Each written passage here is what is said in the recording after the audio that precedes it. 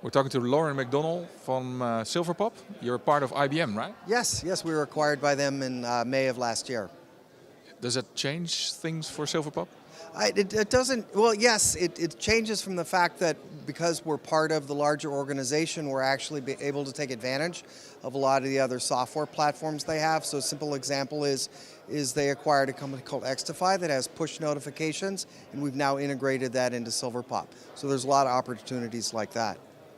You're looked at as one of the strongest bulk email systems in the market. So now with this technology, you're going to be even stronger? Yes, absolutely. Again, because we have the access to the additional resources and go to market, but also we're able to leverage and integrate with a lot of the other sophisticated platforms that IBM has built or acquired over the years. Bulk email is all about mobile these days. You did a research on last summer. Can you talk about that? Yeah, over the holidays. So we looked at basically what platform people are shopping on, so desktop and mobile, and then breaking mobile down into smartphone versus tablets. And what we're seeing is obviously around the world that mobile is really starting to take off in many parts of the world. It's actually either approaching or beyond 50% of all traffic during the holiday seasons on mobile devices. The challenge, however... From email, that's what you mean?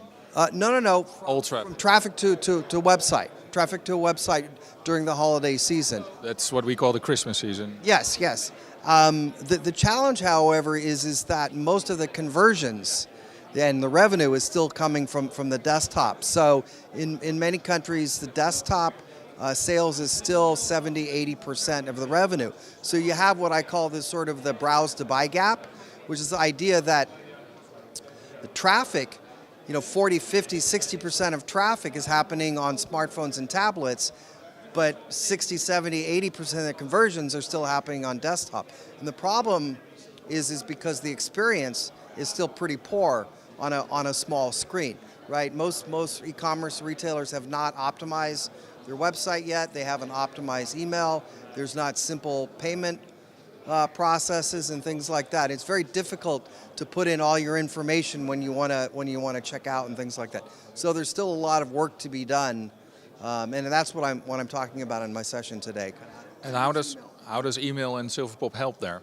So the way help is kind of all the things that your readers would understand. Things like starting just with mobile-friendly or responsive design, making buttons bigger and things like that. But it's much beyond that. It's also thinking about using things like browse abandonment and cart abandonment remarketing. So using those marketing automation tools to be able to, if somebody goes and they visits your website, they load up the shopping cart, or they just browse and leave, and so they were looking and they're browsing on their mobile device, right? But then if you can drive them back, say an hour later or 24 hours later, to come back to the via email, maybe then they're on their desktop where it's going to be much easier to convert. So it's a lot of programs and tactics like that, and that's where email can play a huge help in closing that gap and increasing conversions.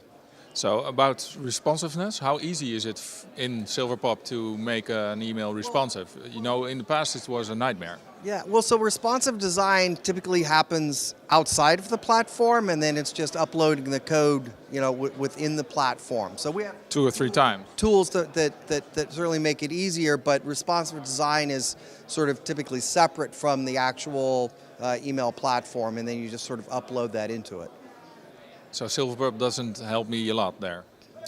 Again, it's the responsive design. It's the design is happening outside of the platform.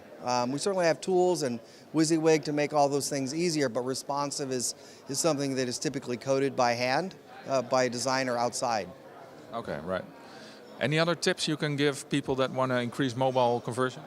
I think a lot of it is beyond sort of design and the technology. It's understanding context, right? That if I'm I've got 2 devices right here. If I pull these devices, if I'm shopping, let's say I'm at a coffee shop or something like that, my context of how I'm using these devices is very different from desktop. So you have to think about how you message somebody, where they're at, and think about the copy they write. It has to be shorter and more succinct and stuff like that. And so the idea that, I might pull out my credit card while I'm getting a cup of coffee is probably not likely to happen. So you have to understand when you're designing and somebody views something on mobile that they're typically just researching, right? And so that you're helping them through that content to make their research decision a lot easier when ultimately they may come back later on the desktop. So it's understanding things like that.